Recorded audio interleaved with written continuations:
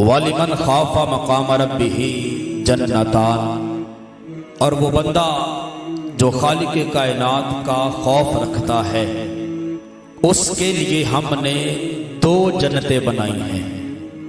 مفسرین کرام فرماتے ہیں کہ جنت تو ایک ہی ہے جو مرنے کے بعد بندہ مومن کو اللہ تبارک و تعالیٰ اپنی رحمت کے صدقے سے عطا فرمائے گا، لیکن قرآن پاک کی اس آیہ کریمہ کا مفہوم کیا ہے؟ فرماتے ہیں کہ اصل میں یہ آیہ کریمہ ہر ایک بندے کے ساتھ خاص نہیں ہے۔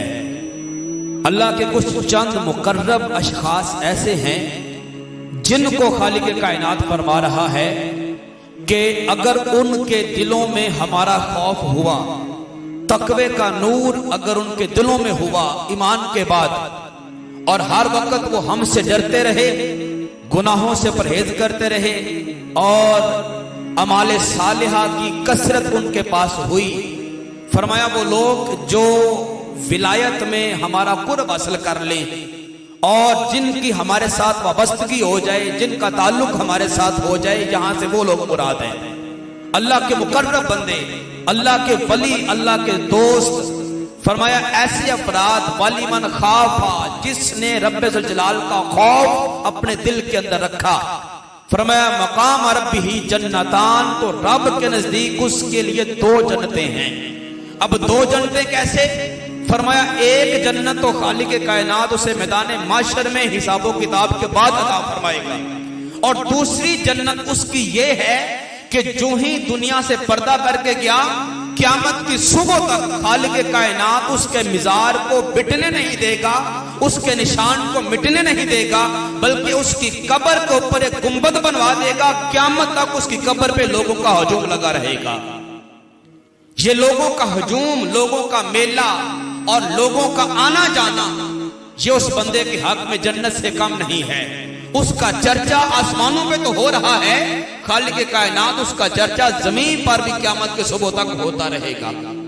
حضرات وقار، چونکہ یہ سفر المسفر کا مہینہ ہے، اس میں بے شمار اللہ تبارک و تعالیٰ کے اولیاء کے وصال ہوئے، بالخصوص اس سفر کے مہینے کے ساتھ ایک سب سے بڑی جو نسبت حاصل ہے وہ حضور سیدی و مرشدی حضرت علی حجویری، داتا علی حجویری رضی اللہ تعالی عنہ، آپ کا وصال پر نور بھی اسی ماہ سفر کی 20 تاریخ کو ہوا۔ آپ کی نسبت سے آج کے ہمارے جمعۃ الموضوع کا مبارک کا موضوع ہوگا۔ حضرات وقار، اللہ تبارک و تعالیٰ نے حضور علی حجویری رضی اللہ تعالی عنہ کو وہ مقام عطا فرمایا جو کائنات میں اکثر و بیشتر لوگوں کے پاس نہیں ہے۔ آج اس سال 2021 کے اندر 978واں ان کا عرس ہے۔ 9 صدیاں بیت گئی، 10 صدیاں ہونے کو ہیں، لیکن جس دن ان کا وصال ہوا تھا اس دن سے لے کر آج تک، بلکہ میں کہتا ہوں قیامت کی صبح تک کوئی ایسا دن نہیں گزرا، کوئی ایسی رات نہیں گزری، کوئی ایسی صبح نہیں گزری، کوئی ایسی شام نہیں گزری جس وقت ان کے دربار پہ، ان کے مزار پہ، ان کے روضہ انور کے اوپر مومنوں کا ہجوم نہ ہو۔ 24 گھنٹوں میں کوئی ایک پل بھی ایسا نہیں ہے جس لمحے ان کے مزار پہ لوگوں کا آنا جانا نہیں ہے۔ لوگ آ رہے ہیں، ان کے دربار پہ فاتحہ خوانی ہو رہی ہے، احسال ثواب کی محافل کا انعقاد ہو رہا ہے، اور اپنی جھولیاں مرادوں سے بھر کے گھروں کو جا رہے ہیں۔ اور یہ خالق کائنات کو اس کلام کا مفہوم ہے۔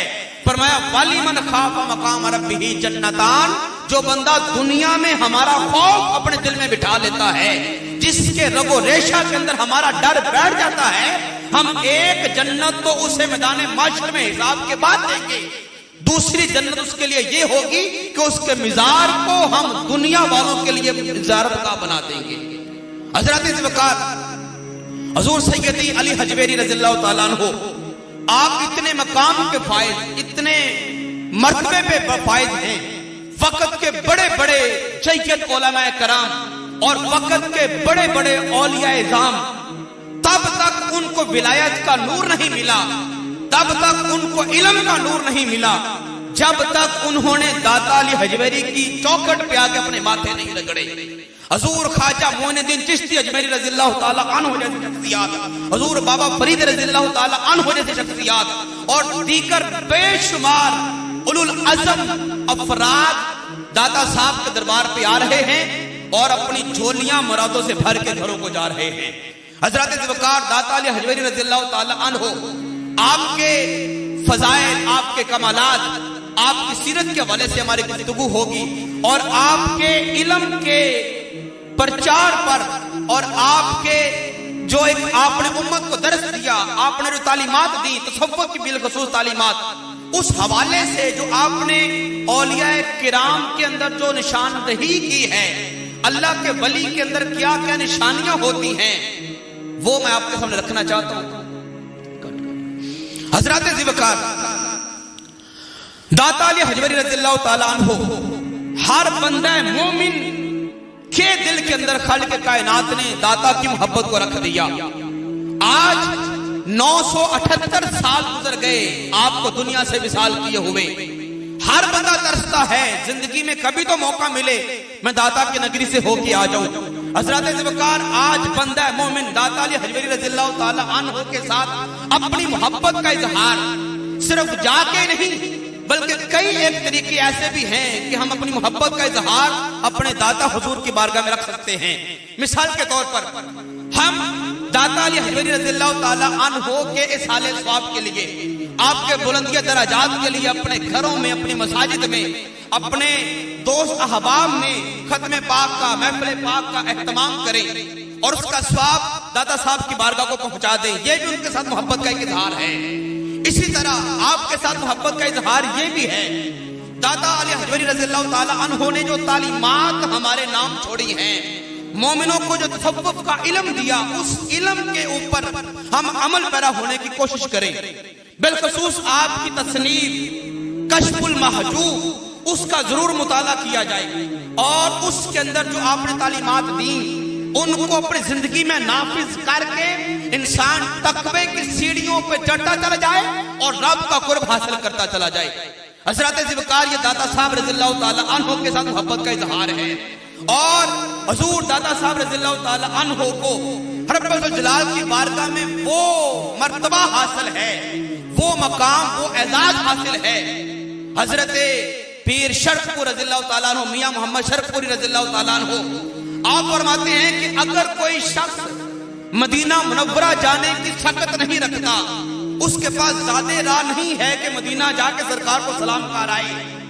حضور علی حجویری رضی اللہ تعالیٰ عنہ چونکہ مدینے والے کے محبوب ہیں، چونکہ خدا کے محبوب ہیں، مدینے والے کے محبوب ہیں، ان کی آل میں سے ہیں، سید زادے ہیں، اگر کوئی بندہ مدینہ نہیں جا سکتا اس کے اوپر لازم ہے کہ داتا صاحب کی چوکھٹ سے ہو کے آ جائے، داتا صاحب کی چوکھٹ سے ہو کے آ جائے جو بندہ مدینہ جانے کی سخت نہیں رکھتا۔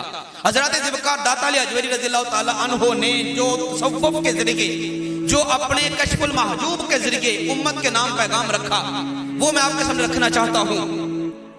آپ نے ایک اللہ کے بزرگ کی، ایک اللہ کے ولی کی، اللہ کے مقرب کی چند ایک نشانیاں بیان فرمائی، وہ نشانیاں آپ کے سامنے میں رکھنا چاہتا ہوں۔ حضرت ذوالفقار ہر ایرا گہرا بندہ، ہر کوئی شخص جو اپنے آپ میں بڑا دعویٰ کرنے والا ہے کہ میں اللہ کا ولی ہوں، اللہ کا مقرب ہوں، میری رب کے ساتھ لو لگی ہوئی ہے، رب کی میرے اوپر بڑی توجہ ہے، ہر ایرے گہرے کو ہم اللہ کا دوست ولی نہیں کہہ سکتے جب تک اس کے اندر ولایت کی نشانیاں نہ پائی جائیں گی۔ حضرت ذوالفقار جب تک ولایت کی نشانیاں نہ پائی جائیں گی تب تک ہم کسی بھی شخص کو اللہ کا مقرب نہیں کہہ سکتے۔ علی حجویری رضی اللہ تعالی عنہ نے اللہ کے ولی کی چند ایک نشانیاں بیان فرمائی ہیں۔ پہلی نشانی جو علی حجویری رضی اللہ تعالیٰ عنہ حضور داتا صاحب نے بیان فرمائی، فرمایا پہلی نشانی جو بندہ مومن کے اندر ہونی چاہیے اللہ کے ولی کے اندر، فرمایا وہ یہ ہے کہ اتباع رسول ہو۔ خالق کائنات جس نے قرآن پاک میں فرمایا قل ان کنتم تحبون اللہ فاتبعونی یحببکم اللہ۔ آج ہر بندہ دعویٰ کرتا ہے کہ میں اللہ کو بڑا پسند کرتا ہوں، میں اللہ سے بڑی محبت کرتا ہوں، میرا اللہ سے بڑا تعلق ہے۔ رب ذوالجلال سے پوچھے مولا تو کس کو اپنا محبوب بنانا چاہتا ہے؟ تیرا کس کے ساتھ تعلق ہے؟ تیرا واسطہ کس کے ساتھ ہے؟ تیری نسبت کس کے ساتھ ہے؟ تو کسے اپنا محبوب بناتا ہے؟ تو خالق کائنات نے فرمایا کہ میرے محبوب آپ ان لوگوں میں اعلان فرمائے کہ اے لوگوں، اگر تم رب کے محبوب بننا چاہتے ہو، اگر تم رب کے دوست بننا چاہتے ہو، اگر تم رب کے مقرب بننا چاہتے ہو تو یا رسول اللہ پھر ہم کیا کریں؟ تو فرمایا فاتبعونی، میں محمد کی اتباع کر لو۔ جب میری اتباع کر لو گے، جب تم میرے کہے پہ چلو گے، جب میرے طریقہ کار کو اپنا لو گے، طریقہ میرا اپناؤ گے، اتباع میری کرو گے، پیروی میری کرو گے، حضور اس کا صلہ کیا ملے گا؟ فرمایا اس کا صلہ یہ ہوگا کہ یحببکم اللہ، رب ذوالجلال تمہیں اپنا محبوب بنا لے گا۔ صرف محبوب ہی نہیں، فرمایا وَيَغْفِرْ لَكُمْ ذُنُوبَكُمْ، تمہارے سابقہ سارے گناہوں کو خدا معاف فرما دے گا۔ حضرت ذوالفقار، اتباع رسول ایک ایسی چیز ہے جو اللہ کے محبوب بننے کے لیے ہمیں کافی ہے۔ اگر ہم رب کا محبوب بننا چاہتے ہیں، اور اصل میں رب کا محبوب ہی رب کا ولی ہوتا ہے، رب کا محبوب ہی رب کا ولی ہوتا ہے، تو معلوم ہوا کہ رب ذوالجلال کا اگر ہم نے محبوب بننا ہے، رب کا دوست اور اس کا یار بننا ہے، تو پھر ہمیں اس کے مصطفیٰ کی اتباع کرنی ہوگی۔ حضرت ذوالفقار اس کے اوپر حضرت داتا صاحب نے جو مثالیں پیش کی ہیں وہ چند ایک آپ کے سامنے رکھنا چاہتا ہوں۔ حضرت باعث بستامی علیہ رحمہ، یہ حضرت امام جعفر الصادق رضی اللہ تعالی عنہ کے خلیفہ اول ہیں، خاص مرید ہیں حضرت باعث بستامی حضرت امام جعفر الصادق رضی اللہ تعالی عنہ کے۔ آپ فرماتے ہیں کہ میں نے کسی بندے سے سنا کہ فلاں علاقے کے اندر ایک بڑا اللہ کا مقرب بندہ رہتا ہے، اللہ کا ولی ہے، بڑا پہنچا ہوا ہے۔ باعث بستامی فرماتے ہیں کہ میرے دل میں اشتیاق پیدا ہوا کہ میں بھی جا کے اس کی زیارت کروں، اس کے ساتھ مصافحہ کروں، ہم کلام ہوں۔ فرماتے ہیں میں سفر کر کے اپنے علاقے سے جب اس کے گاؤں پہنچا، اس کا ایک بہت بڑا دربار ہے، اس کا ایک درگاہ ہے، ایک بہت بڑی مسجد اس نے بنا رکھی ہے۔ میں مسجد میں جا کے کھڑا ہوا کہ ابھی گھر سے باہر نکلیں گے تو ملاقات ہو جائے گی۔ کچھ انتظار کے بعد جب وہ بندہ اپنے گھر سے باہر نکل کر مسجد کی طرف آیا، ابھی میرا مصافحہ کرنے کا موقع مجھے نہ ملا کہ وہ بندہ آتے ہی مسجد میں وضو خانے میں بیٹھا، اس نے پانی اپنے ہاتھ میں بھرا کلی کرنے کے لیے، وضو کرنے کے لیے۔ جب اس نے کلی کی تو کلی والا مستعمل پانی اس بندے نے قبلہ کی طرف منہ کر کے مسجد کے ذہن کے اندر ہی تھوک دیا۔ جب کلی کا مستعمل پانی مسجد کے احاطہ میں قبلہ کی طرف منہ کر کے تھوک دیا تو باعث بستامی فرماتے میں الٹے قدم وہیں سے واپس آ گیا۔ میں الٹے قدم وہیں سے واپس آیا، میں نے اپنے آپ سے کہا اللہ کا مقرب بندہ، اللہ کے دوست کی پہچان یہ ہے کہ اللہ کا قرب اسے تب حاصل ہوتا ہے جب مکمل شریعت کے اوپر وہ بندہ عمل پیرا ہو جاتا ہے۔ سرکار کو فرمانے والی شان ہے، سرکار نے فرمایا جو بندہ قبلہ کی طرف منہ کر کے تھوکتا ہے، میدان معاشر میں اس کا تھوک اس کے ماتھے کے اوپر ہوگا، اللہ کی بارگاہ میں جا رہا ہوگا۔ کتنی شرمندگی والی بات ہے جسے اس بات کا علم نہیں کہ میں نے تھوکنا کس طرف منہ کر کے ہے، وہ اللہ کا مقرب نہیں ہو سکتا، وہ اللہ کا ولی نہیں ہو سکتا۔ اگر یہ اللہ کا ولی ہوتا تو خالق کائنات اسے اس عمل سے روک دیتا، اس کی رہنمائی فرمائی جاتی، اسے اس بات کا علم ہوتا، کیونکہ پہلے شریعت ہے بعد میں طریقت ہے۔ بندہ پہلے شریعت سیکھتا ہے، اس کے بعد پھر طریقے پہ چلتا ہے، اور پھر ائمہ کرام کا، اولیاء کرام کا پھر بندہ سلوک اور ان کا راستہ اختیار کرتا ہے۔ آپ فرماتے ہیں میں اس بندے کی حرکت دیکھ کے واپس پلٹ گیا، رات اپنے گھر آیا اور گھر آ کے میں سو گیا، میری قسمت جاگ اٹھی، میری قسمت جاگی۔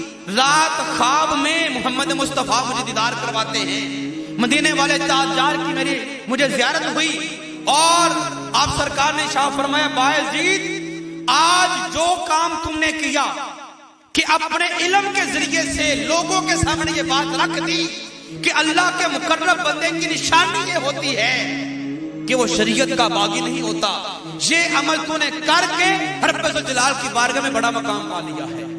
فرمایا پھر وہ دن گیا، صبح ہوئی، اسی رات کی صبح ہوئی، فرمایا پھر تم نے مجھے اس حال میں دیکھا جس حال میں آج تم مجھے جانتے ہو، جس حال میں تم آج مجھے جانتے ہو پھر تم نے مجھے اس حال میں پایا۔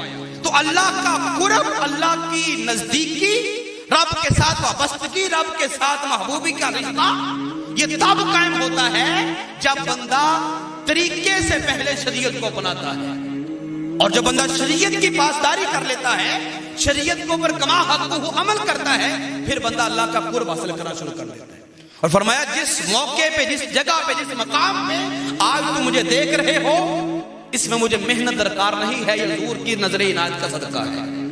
اور پھر باعث بستامی علیہ رحمہ کی آپ کی پھر مقام کی انتہا یہاں تک تھی، ساتھ والے گاؤں میں بڑا شراب کا اڈا لگا ہوا ہے، ہر بندہ شرابی ہے، شراب گھر میں بنتی بھی ہے اور دوسرے علاقوں میں تقسیم بھی کرتے ہیں، لوگ بڑے پریشان ہیں۔ جو وہاں پہ مومن بندے تھے، جو متقی پرہیزگار بندے تھے، چند ایک گھر تھے، وہ لوگ شکایت لے کر باعث بستامی کے دروازے پہ آ گئے، کہنے لگے باعث آپ اللہ کے مقرب ہیں، اللہ کے ولی ہیں، بڑے پہنچے ہوئے ہیں، ہمارے گاؤں میں ہر بندہ ہی شراب کا کاروبار کرتا ہے، خدا را آپ ہمارے گاؤں میں آئیں، تبلیغ کریں، سمجھائیں کہ شراب پینا بھی حرام ہے، شراب بیچنا بھی حرام ہے، شراب پلانا بھی حرام ہے، شراب بنانا بھی حرام ہے، آپ ان کے آ کے تبلیغ کریں۔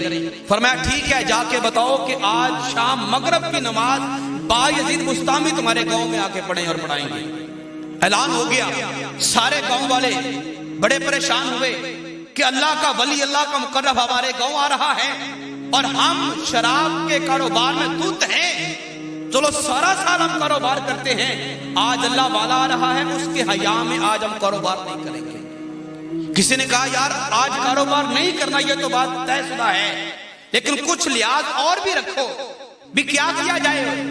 کہا کہ جتنی شراب ہم نے پہلے بنا کے رکھی ہوئی ہے، آج اس ولی کامل کے آنے کی وجہ سے ساری بہا دو، کل سے نہیں بنائیں گے اور نہیں پھر ہم کاروبار کریں گے۔ خیر ساری شراب گاؤں والوں نے باہر بازار کے اندر بہا دی۔ شام کا وقت ہوا، باعث بستامی علیہ رحمہ جب اپنے گاؤں سے اس شرابیوں کے گاؤں میں آنے لگے، آپ نے دیکھا سارے بازار، ساری گلیاں شراب سے بھری پڑی ہیں۔ خیر آپ اپنے پانچے اوپر کرتے کرتے مسجد کے ہاتھوں تک پہنچ گئے۔ اعلان ہو گیا حضرت باعث بستامی علیہ رحمہ مسجد پہنچ گئے ہیں، لہذا سارے گاؤں والے مسجد میں آ کے ان کی گفتگو سنیں۔ خیر سارے لوگ آ گئے۔ آپ نے فرمایا اللہ والوں کے سمجھانے کا طریقہ بھی اپنا ہوتا ہے، وہ اپنے انداز سے لوگوں کو سمجھاتے ہیں، وہ سمجھ جاتے ہیں کہ اگلا بندہ کس طرح سے بات کو سمجھے گا۔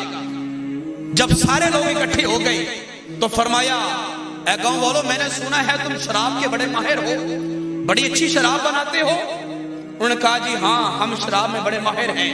تو فرمایا کہ اگر کوئی پیالہ کوئی شراب کا ہے، کوئی جام تو مجھے بھی پلا دو، کوئی پیالہ کوئی جام شراب کا ہے تو مجھے بھی پلاؤ۔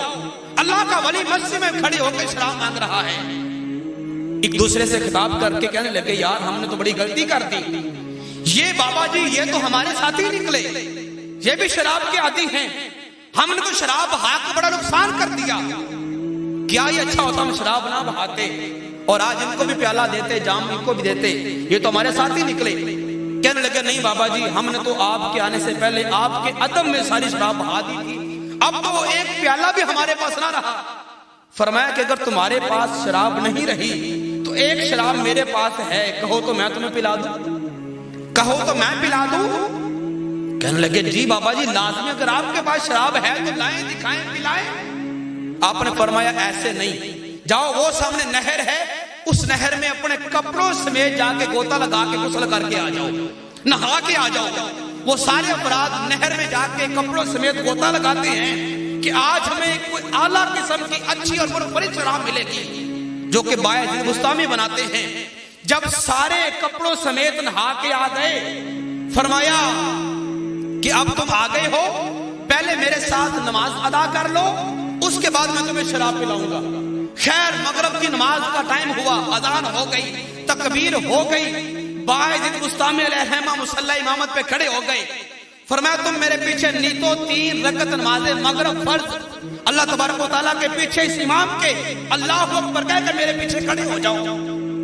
باعث بستامی نماز میں کھڑے ہیں، الحمدللہ رب العالمین پڑھ رہے ہیں، سبحانک اللہم و بحمدک کہہ رہے ہیں، قل ھو اللہ احد کہہ رہے ہیں، اللہ اکبر کہہ کر رکوع میں چلے گئے، سبحان ربی العظیم کہا، اللہ اکبر کہہ کے پھر سجدے میں گئے، سبحان ربی الاعلی، سبحان ربی الاعلی، سبحان ربی الاعلی کہہ لینے کے بعد کہا مولا میں باعث مستامی، میں تیرا گناہگار سا عاجز سا بندہ تیری درگاہ میں، تیری بارگاہ میں آ گیا۔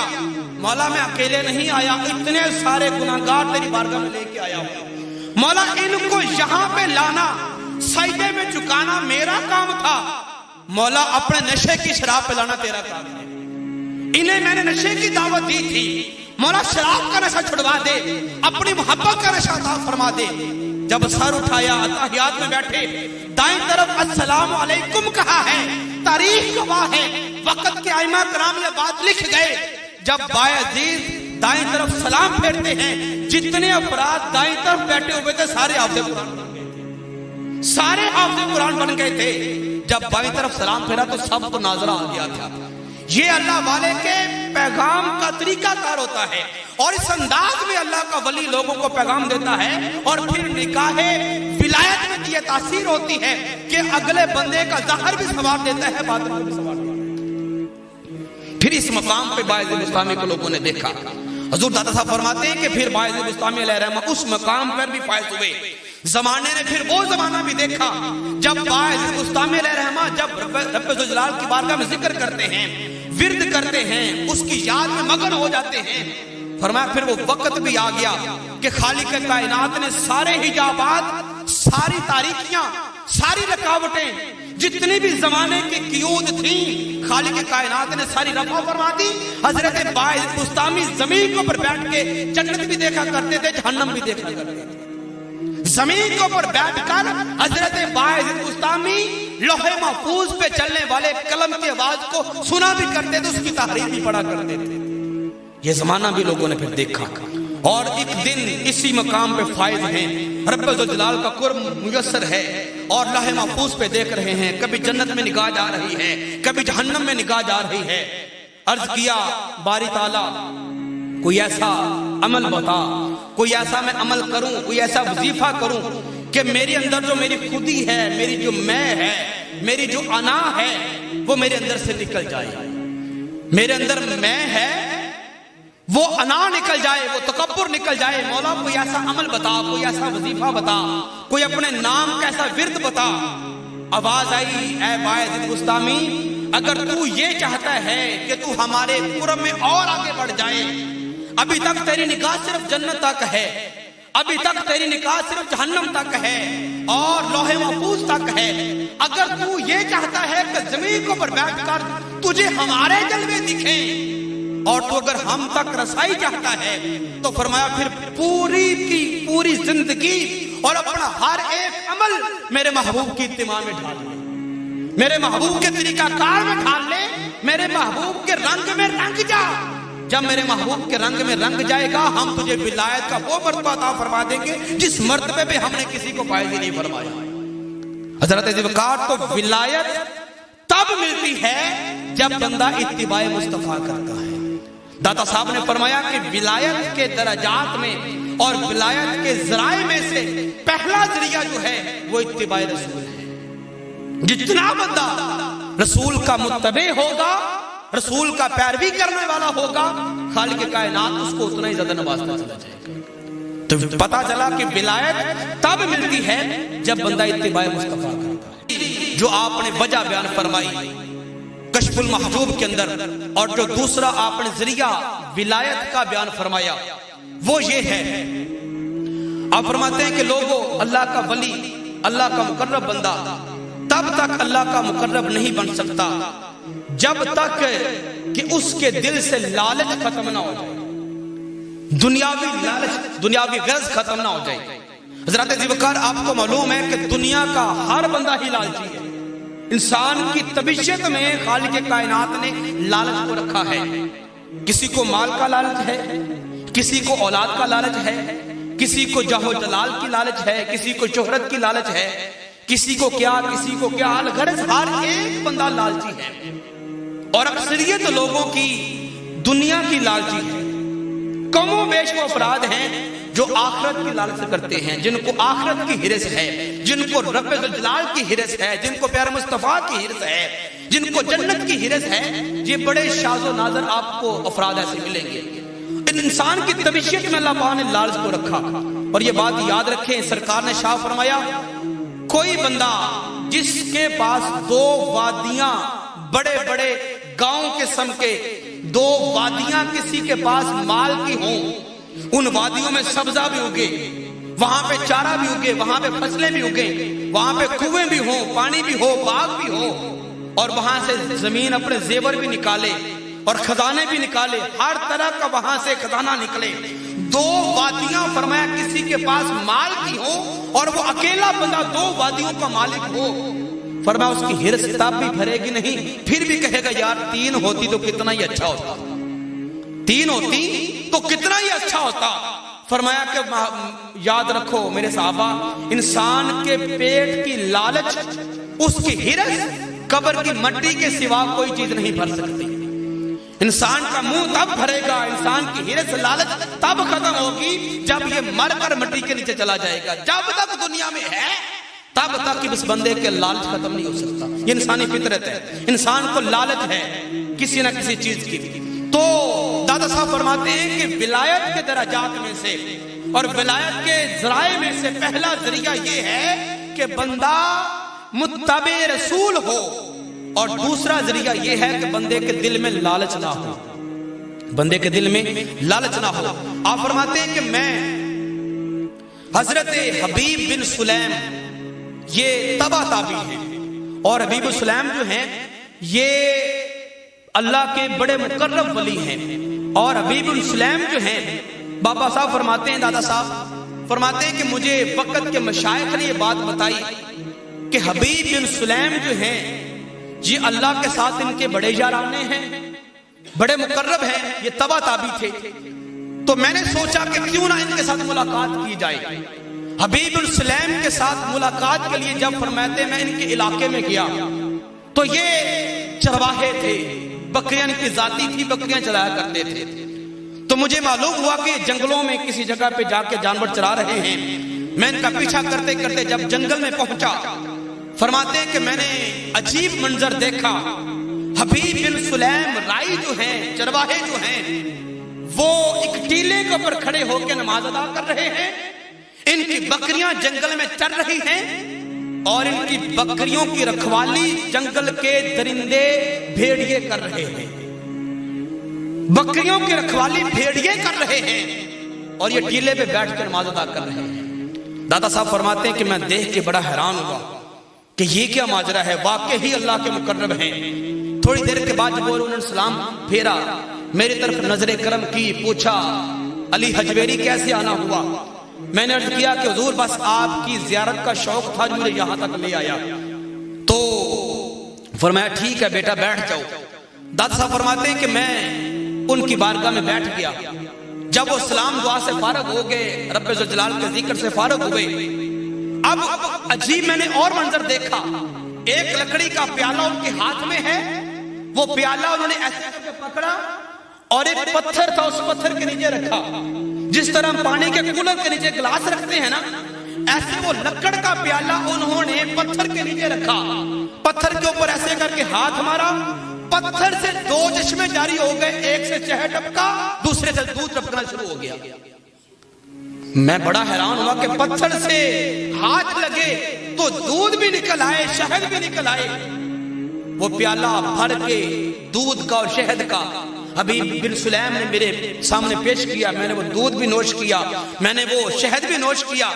میں نے عرض کیا کہ اے اللہ کے بزرگ ہے میرے شیخ کامل، مجھے اس بات کی سمجھ نہیں آئی کہ آپ نے پتھر کے نیچے لکڑی کا پیمانہ رکھا اور پیالہ رکھا، آپ پتھر کے اوپر ہاتھ مارتے ہیں، وہاں سے دودھ بھی نکلتا ہے، وہاں سے شہد بھی نکلتا ہے، اس میں حکمت کیا ہے؟ تو مجھے فرمانے لگے علی حجویری یہ کوئی عجیب بات تم نے دیکھ لی، یہ کوئی حیران کن بات ہے تو اتنا متعجب ہو رہا ہے، یہ کوئی بڑی بات تو نہیں ہے۔ تو نے قرآن نہیں پڑھا؟ وَإِذِ اسْتَسْقَىٰ مُوسَىٰ لِقَوْمِهِ فَانْفَجَرَتْ مِنْ حُسْنَتَا عَشَرَةَ عَيْنًا؟ تو نے قرآن نہیں پڑھا جب موسیٰ علیہ السلام نے اپنی قوم کے لیے پانی مانگا تھا تو ہم نے فرمایا تھا کہ موسیٰ اپنے اس عصا کو، اپنے اس لاٹھی کو، اپنے اس ڈنڈے سوٹے کو اس پتھر کو پر مارو۔ جب پتھر کو مارا تھا تو وہاں سے پانی کے 12 چشمے نکلے تھے۔ تو اے علی اجمیری تو نے موسیٰ کی قوم کے تذکرے نہیں سنے، قرآن میں پڑھے نہیں؟ وہ تو تھی بھی نافرمان، وہ تو رب کی حدوں کو توڑنے والی تھی۔ رب فرماتا تھا ہفتے کو شکار نہیں کرنا، وہ ہفتوں کو گڑے بھڑ کے اتوار کو کر لیا کرتے تھے۔ رب کے ہر ایک حکم کی وہ نافرمانی کرنے والی قوم تھی۔ اس کے باوجود بھی جب رب ذوالجلال کی بارگاہ میں موسیٰ علیہ السلام دعا کرتے تو خالق کائنات اسی قوم کے لیے آسمانوں سے من و سلوہ اتارا کرتی تھی۔ وہ نافرمان قوم تھی، جب اس قوم کے اوپر خالق کائنات اتنی رحمتیں برسایا کرتا تھا موسیٰ کی قوم کے اوپر، تو علی اجمیری میں موسیٰ کی قوم کا بندہ تو نہیں ہوں، میں تو موسیٰ کا بھی امام، میں تو نبیوں کے امام محمد مصطفیٰ کی امت کا گناہگار سا بندہ ہوں۔ اگر موسیٰ کی قوم پر من و سلوہ آ سکتا ہے، موسیٰ کی قوم کے اوپر چشمے جاری ہو سکتے ہیں، تو پھر محبوب کی امت کے اوپر کیوں نہیں ہو سکتے؟ یہ بات کو حیران کن بات نہیں ہے، یہ بات کو پریشانی والی بات نہیں ہے۔ جب موسیٰ کی قوم کے اوپر سب کچھ آ سکتا ہے تو مصطفیٰ کی امت پر بدرجہ اولا سکتے ہیں۔ فرمایا صرف تھوڑی سی توجہ کی ضرورت ہے، تھوڑی سی محنت درکار ہے، رب ذوالجلال کی یاد کی ضرورت ہے، اس کی یاد میں مگن ہونے کی حاجت ہے، اس کے ساتھ تعلق وابستگی بنانے کی دیر ہے۔ جب تمہارا تعلق اس کے ساتھ ہو جائے گا، جب تمہاری وابستگی ہو جائے گی، خالق تمہیں یہاں سے اٹھا کے وہاں پہنچا جائے گا جب جس مرتبے کا تم نے کبھی تصور بھی نہ کیا ہوگا۔ اور خالق کائنات خود فرماتا ہے، جسے قدسی ہے، رب ذوالجلال نے فرمایا، رب فرماتا ہے، سرکار نے فرمایا کہ رب فرماتا ہے کہ میرے کچھ بندے ایسے ہیں اس دنیا کے اندر، ایسے لوگ بھی میرے ہیں، میرے بندے ایسے ہیں کہ اگر میرے نام کی وہ قسم کھا لیں تو ان کی قسم کو پورا کرنا میں خدا کے اوپر واجب ہو جاتا ہے۔ وہ میرے نام کی قسم کھا لے تو قسم ان کی پوری کرنا میرے اوپر واجب ہو جاتا ہے۔ یہ وہی لوگ ہیں جنہوں نے محنتیں کی ہیں، جنہوں نے ریاضتیں کی ہیں، جنہوں نے تزکیے اپنے آپ کے کیے اور رب ذوالجلال کے ذکر کیے، اپنی دنیا کو ختم کر کے، اپنی لالچ کو، حرص کو، تمناؤں کو خرچ کر کے، ختم کر کے اپنا دھیان، اپنی توجہ اور اپنا سب کچھ رب ذوالجلال کی ذات کو بنا لیا۔ یہ وہ افراد ہے۔ تو فرمایا کہ جب وہ چشمے نکل آئے، میں نے پانی پی لیا، میرے دل کی حیرانی بھی ختم ہو گئی۔ جب انہوں نے مثال دے دی، دلیل میرے سامنے رکھ دی، میں نے عرض کیا کہ حبیب بن سلیم آپ بڑے اللہ کے مقرب ہیں، میں آپ کی زیارت کے لیے آیا تھا، بڑی خوشی ہوئی، آپ مجھے وہ وصیت کر دیں، وصیت کریں آپ مجھے۔ حضرت حبیب بن سلیم نے وصیت کی، جس وصیت کو داتا علی حجویری رضی اللہ تعالی عنہ نے اپنی کشف المحجوب کے اندر لکھا، وہ میں آپ کے سامنے رکھنا چاہتا ہوں۔ حبیب بن سلیم نے وصیت یہ کی کہ علی حجویری یاد رکھنا، اپنے اس اندر کے صندوق کو، اپنے اس اندر کے دل کو، اپنے اس اندر کے برتن کو، باطن کو کبھی لالچ سے نہ بھرنا، اپنے اندر لالچ نہ آنے دینا۔ ایک دوسرا فرمایا کہ اپنے پیٹ کے اندر کبھی حرام کو لقمہ نہ جانے دینا۔ یہ دو مجھے وصیتیں کی، فرمایا کہ اپنے اندر حرص نہ آنے دینا اور کبھی حرام کا لقمہ نہ کھانے دینا، اپنے اندر جانے دینا۔ یہ دو چیزیں ایسی ہیں، فرمایا اگر حرام کا لقمہ اندر چلا گیا تب بھی رب کی رحمت سے دور ہو جائے گا، اور اگر تیرے اندر حرص آ گئی، لالچ آ گئی، تب بھی اللہ کی رحمت سے دور ہو جائے گا۔ اگر رب کا قرب چاہتے ہو، رب کی نزدیکی چاہتے ہو، رب کا محبوب ہونا اور محبوب بننا چاہتے ہو، تو فرمایا دل سے لالچ بھی نکال دو اور اپنے اندر حرام کا لقمہ بھی نہ جانے دینا۔ سرکار نے فرمایا جس شخص نے ایک حرام کا لقمہ کھا لیا، ایک حرام کا لقمہ کھا لیا، 40 دن تک نہ اس کی نماز قبول ہے نہ اس کی دعا قبول ہے۔ ایک لقمہ حرام کا کھائے تو یہ وعید ہے اس بندے کے لیے۔ ذرا غور و فکر کریں، جس بندے کی ساری کمائی ہی حرام کی ہے، جو جوے سے کما رہا ہے، جو شراب بیچ کے کما رہا ہے، جو نشہ آور چیزیں بیچ کے کما رہا ہے، اس بندے کی کمائی حرام کی ہے۔ جو نہ وہ جھوٹ بول کے کمائی کر رہا ہے، اس کی کمائی حرام کی ہے۔ جو رشوت لے کے اور لوگوں کے ساتھ جو نہ زیادتیاں کر کے، سود لے کے جو اپنی کمائی، اپنی تجوریاں بھر رہا ہے، اس کی ساری کمائی حرام کی ہے۔ اور یہ بات بھی یاد رکھیں، حرام کی کمائی کا ایک لقمہ آپ نے اپنی اولاد کو کھلایا، وہ اولاد کبھی بھی آپ کی فرما بردار نہیں ہو سکتی۔ ائمہ کرام لکھ گئے، نافرمانی کی، اولاد کی نافرمانی کی سب سے بڑی وجہ یہ ہے کہ ہم ان کو حرام کا لقمہ کھلاتے۔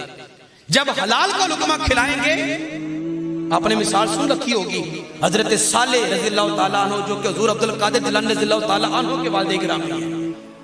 अब्दुल कादिर जिलानी रज़ियल्लाहु ताला अन्हु के वालिद गिरामी हजरत अबू साले, उनकी जिंदगी, उनकी तारीख का मुताला करके देखे, दरिया के किनारे बैठे हैं, एक आपने दरिया में बहते हुए सेब को पकड़ के खा लिया। बहते हुए सेब को ये समझ के खा लिया कि इसके ऊपर किसी की मलकियत कोई नहीं, ये पानी में बहता हुआ आ रहा है। खा लिया, अंदर चले गए, वो सेब अंदर चला गया। बाद में अंदर से आवाज आई, अबू साले क्या कर बैठे हो?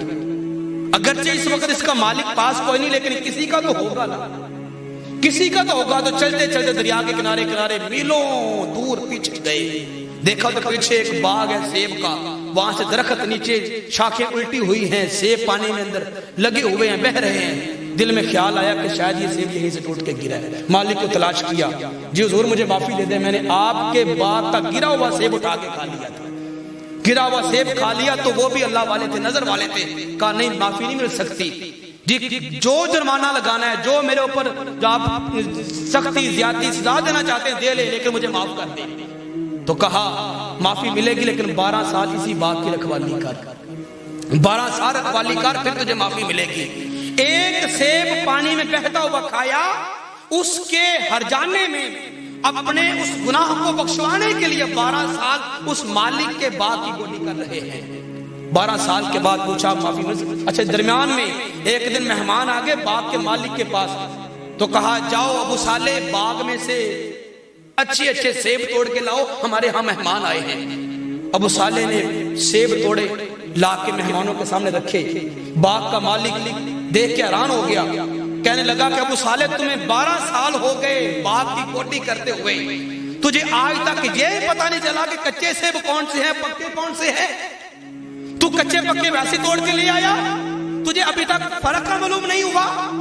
तो फरमाने लगे अबू साले के बाग के मालिक, एक सेब खाया था, उसकी सजा अभी तक भुगत रहा हूं। कसम है मुझे पैदा करने वाले की, 12 साल हो गए, आज तक तेरे बाग की तरह मैंने नजर उठा के कभी देखा ही कोई नहीं, के ऊपर कच्चे लगे क्या पक्के लगे। ये है तकवा।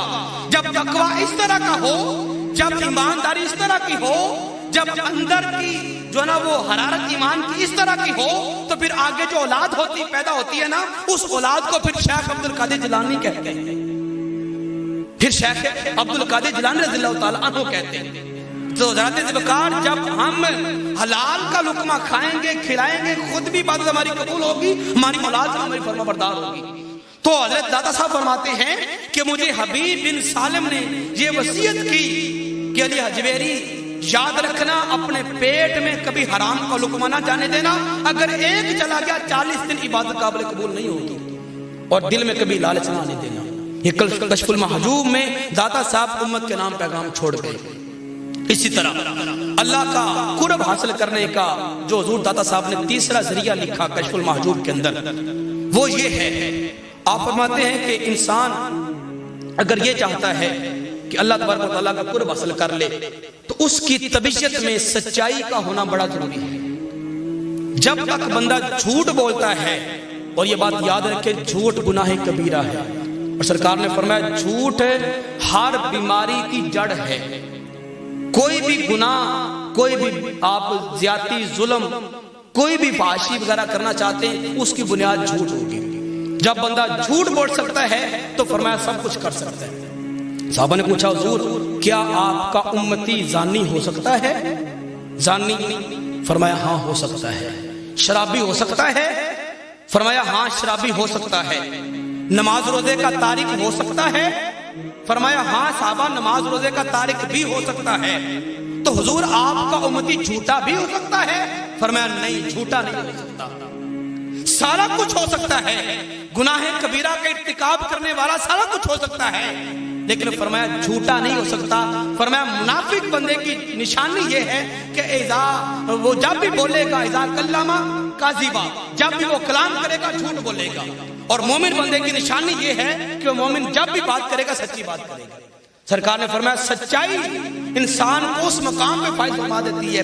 फरमाया जब बंदा सच पे सच बोलता है, सच पर सच बोलता है और कोशिश करता है कि मैं हमेशा सच बोलूं, کبھی مشکل گھڑی آ بھی جائے تب بھی سچ کا ساتھ نہیں چھوڑتا. تو فرمایا ان قریب ایسا وقت آ جاتا ہے کہ خالق کائنات اس بندے کا نام صدیقین کے اندر لکھ لیتا ہے.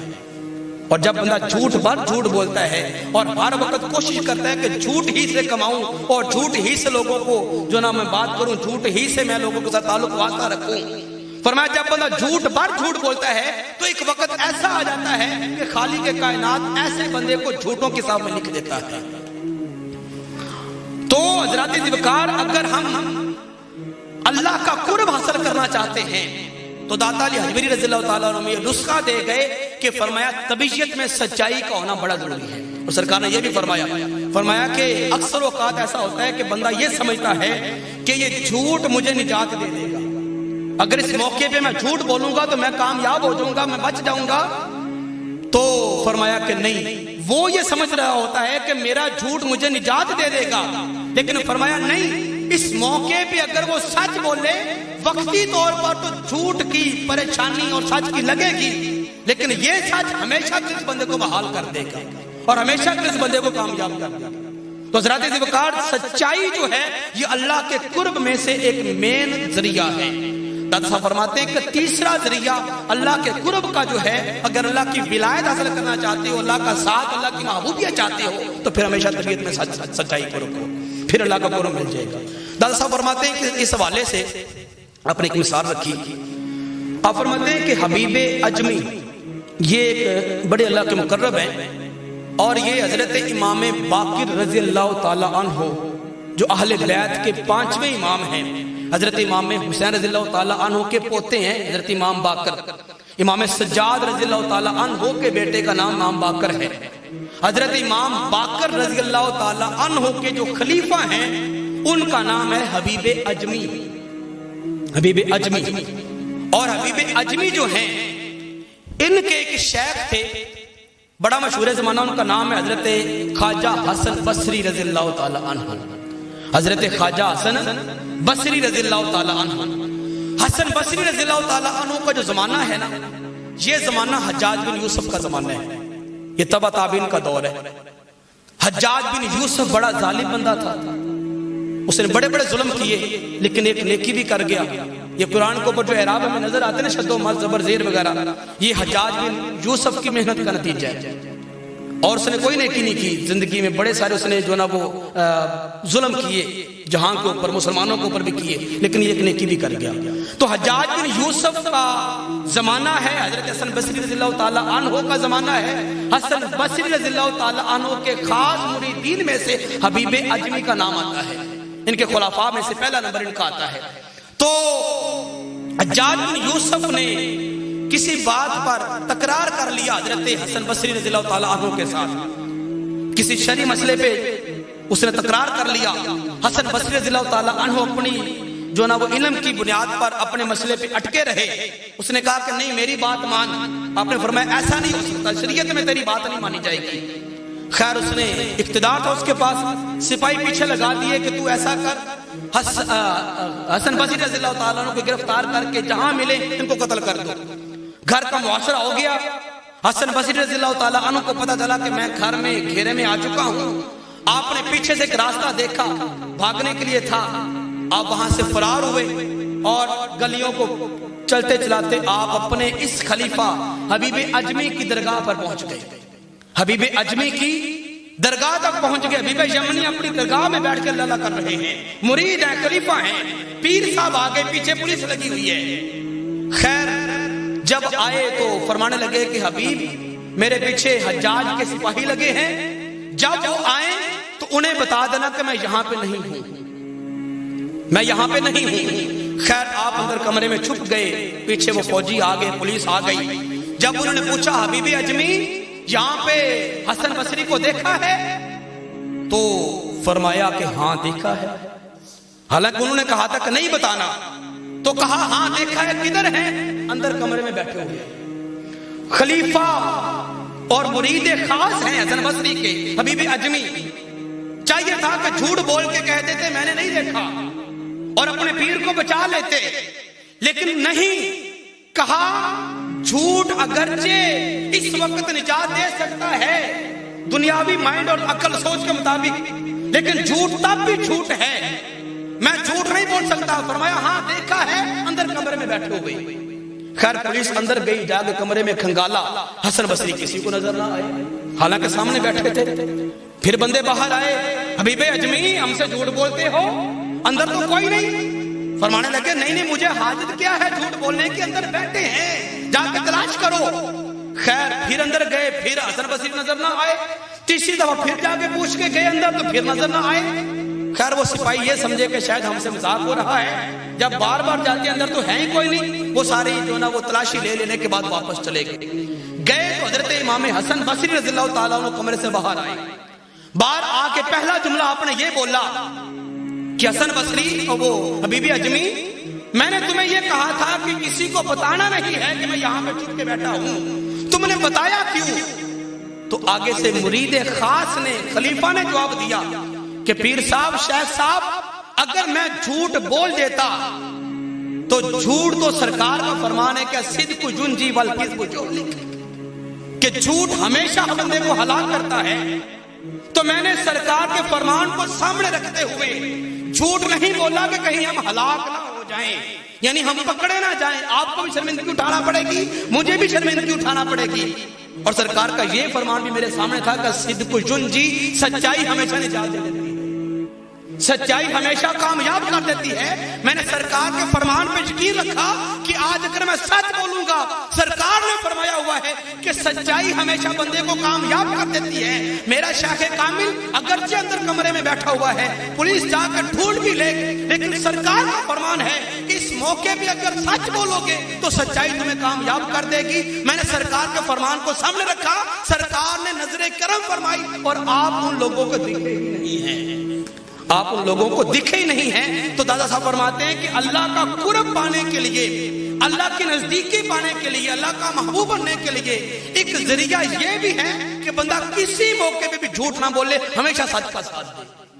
اور جو بندہ کہ مسلک کے تحت چلو آج بول لیتا ہوں کل نہیں بولتا، چلو یہاں پہ جھوٹ بولنا بنتا ہے، جہاں پہ بول لوں وہاں جا کے مکر جاؤں گا، ایسا بندہ اللہ کا مقرب نہیں ہو سکتا، ایسا بندہ اللہ کا نزدیک ہی نہیں ہو سکتا۔ اللہ کا مقرب وہ بندہ ہے، تلوار اگر گلے میں بھی لٹکی ہوئی ہے تو بندہ تب بھی جھوٹ نہ بولے۔ یہ اللہ کے ولی کی نشانیاں میں آپ کے سامنے رکھ رہا ہوں۔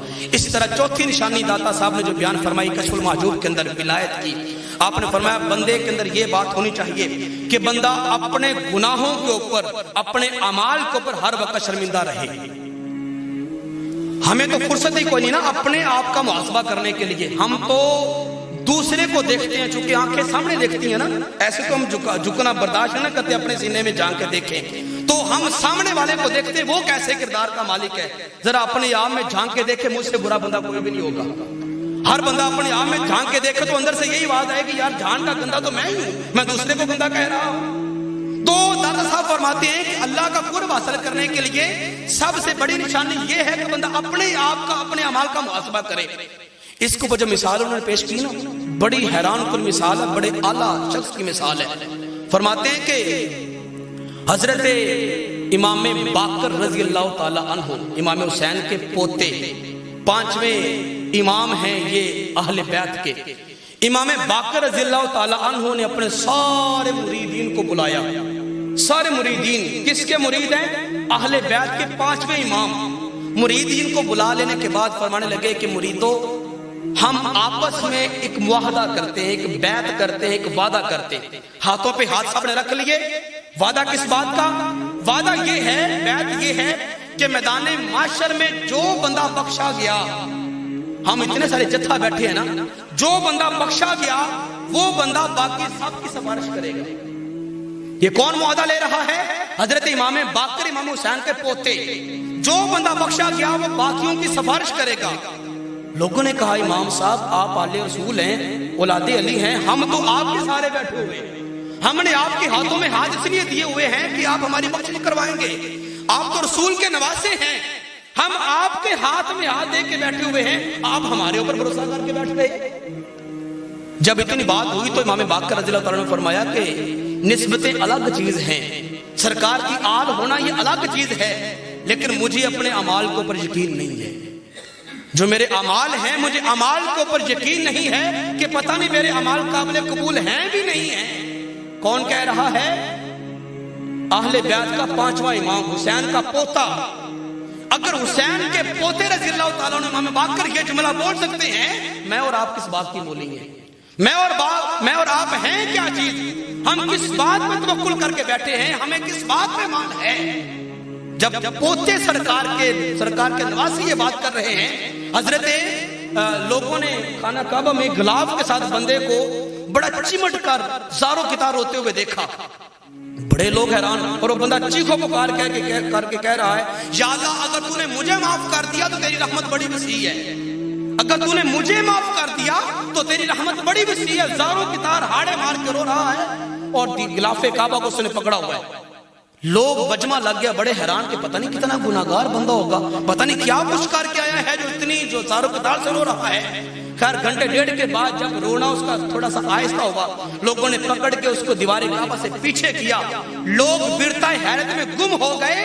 وہ رونے والا بندہ کوئی عام نہیں تھا، حضرت امام حسین کے سگے بیٹے امام سجاد رضی اللہ تعالیٰ عنہ تھے. جب امام سجاد جیسے زین العابدین جیسے، زین العابدین ان کا لقب ہے، عبادت گزاروں کی بھی زینت، ان کا مان، ان کا ناز. زین العابدین کا معنی یہ ہے جب عبادت گزار بھی ان کی عبادت پہ مان کرتے ہیں، جب ان کے اندر کا حال دیکھا جائے تو چمٹ چمٹ کے روتے ہیں. تو دادا صاحب نے فرمایا کہ اللہ کا قرب تب تک حاصل نہیں ہو سکتا جب تک بندہ اپنے اعمال کا محاسبہ نہ کرے. وقت کی قلت ہے، مثالیں انہوں نے بڑی ساری پیش کی، لیکن آخری جملہ میں آپ کے سامنے رکھ کے دادا صاحب کا اور نتیجہ دے کے اپنی بات کا اینڈ کرتا ہوں. حضور دادا صاحب نے فرمایا، یہ کس سن کی بات فرما رہے ہیں؟ آج سے 978 سال پہلے کم از کم. کشف المحجوب میں یہ جملہ لکھ کے گئے.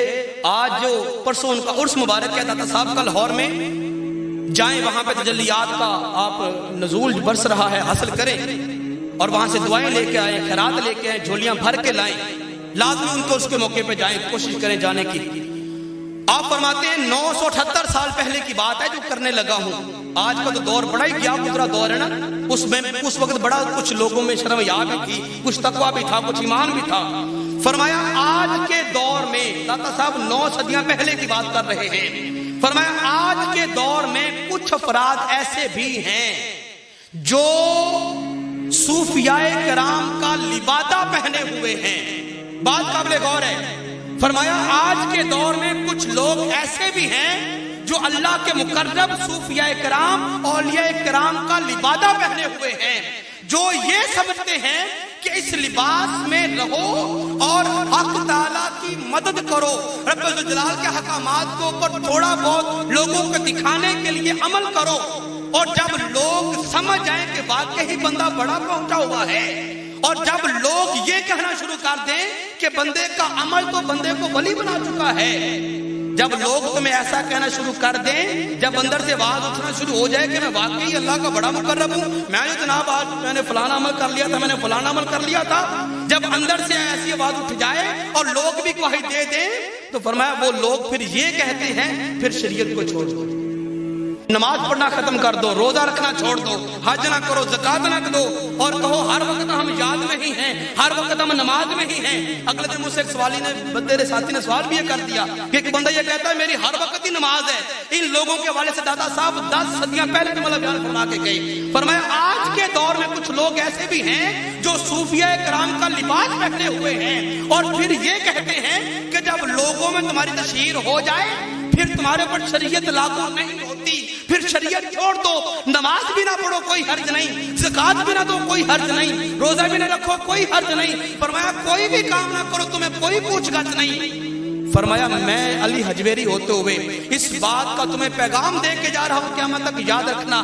فرمایا جب تک بندہ شریعت کا پابند نہیں ہو جاتا، شریعت میں صرف نماز روزہ نہیں، یہ ہے عام بندے کے لیے احکامات کے، نماز پر بندی کرے، روزہ رکھے، زکات دے، حج رکھے، وہ عام بندے کے. جو بندہ اس طریقے پہ چلتا ہے، جو ولایت کے راستے پہ چلتا ہے، اس کے لیے پھر شریعت کے فرائض کا پڑھ لینا ضروری نہیں ہوگا. ہر ایک چھوٹے سے چھوٹا عمل بھی اس کی زندگی سے مفقود نہ ہو، خواہ سرکار کا سنت عمل ہے، خواہ مستحب عمل ہے، خواہ غیر سنت ہے، خواہ واجب ہے، خواہ فرض ہے، کوئی بھی سرکار کی سنت ہے، کوئی بھی سرکار کی ادا ہے، ایک لحظہ بھر کے لیے بھی بھی کسی شخص نے اس کو چھوڑ دیا، وہ بندہ اللہ کا ولی نہیں ہو سکتا، تمہارا راہبر نہیں ہو سکتا۔ ہم تو فرضوں کے تعارف کو اپنا پیشوا، اپنا امام بنا کے بیٹھے ہیں نا، جنہوں نے کبھی فرض ہی نہیں پڑھے، نہ پڑھی نہ نیتی نہ قضا کی تھی، ہے میں ہر وقت نماز میں ہوں، میں ہر وقت جناب ذکر میں ہوں۔ یہ جھوٹ ہے، یہ ڈھونگے بازی ہے۔ دادا صاحب جیسا اللہ کا مقرب، اللہ کا ولی یہ پیغام دے گیا، جو بندہ فرض تو فرض رہے، جو سرکار کی کسی غیر موقدہ سنت کا انکار کرے، انکار سے مراد یہ نہیں کہ نہ مانے، انکار سے مراد یہ کہ اس کے اوپر عمل نہ کرے، چلو کوئی بات نہیں، ہلکیہ نہیں کرتا، آج رہنے دیتا ہوں، یہ سرکار کی سنت ہی تو ہے، غیر موقدہ ہے، چلو آج رہنے دیتا ہوں۔ اگر کوئی بندہ اس نظریے کا بھی ہے، فرمایا اللہ کا ولی نہیں ہو سکتا، تمہارا راہبر نہیں ہو سکتا۔ تو لہذا اپنا ہاتھ جس بندے کے ہاتھ میں دے رہے ہو نا، اس بندے کا پہلے عمل چیک کرو، اس بندے کے ساتھ پہلے تنہائی میں بھی وقت گزارو اور مجلس میں بھی وقت گزارو۔ جب تمہارا دل مطمئن ہو جائے کہ اس کی مجلس بھی بہتر ہے، اس کی تنہائی بھی بہتر ہے، اس کے ہاتھ میں ہاتھ دے دو، آنکھیں بند کر کے، خود بھی کامیاب ہے، تمہیں بھی کسی کنارے لگا دے گا۔ اللہ پاک عمل کی توفیق عطا فرمائے۔